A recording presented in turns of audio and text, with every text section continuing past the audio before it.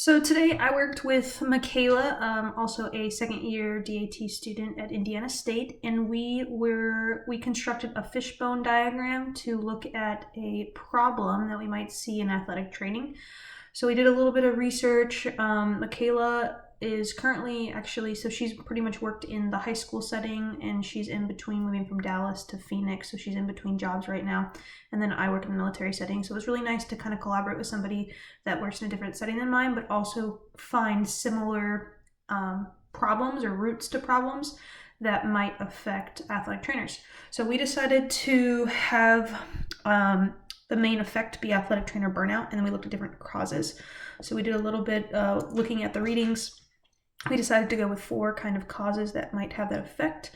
And one of those was going to be process, the second's environment, third is technology, and the fourth is the person or people.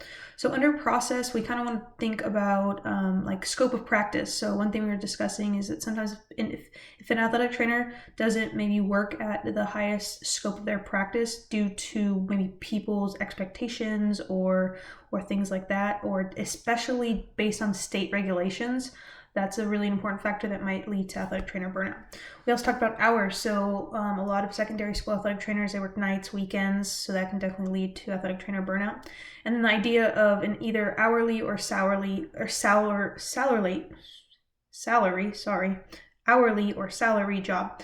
So depending on benefits and things like that could definitely change athletic trainer burnout. And then we looked at environment, so looking at a ratio, so how many patients to one athletic trainer, 2 athletic trainers. That also could be dependent on the state. In Texas, Michaela said that there was easily 2 athletic trainers at her site, but now where she's going to be in Arizona, there's only 1 for the same amount, so same amount of patients.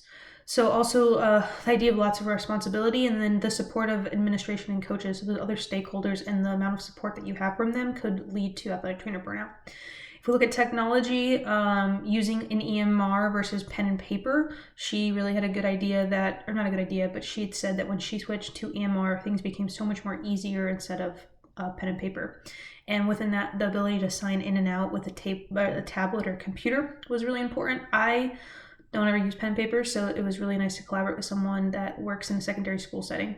And then the third would be like telemedicine. So right now with COVID-19, if athletic trainers don't really know how to incorporate telemedicine into their practice, they're kind of thinking about switching careers and kind of having that athletic trainer burnout.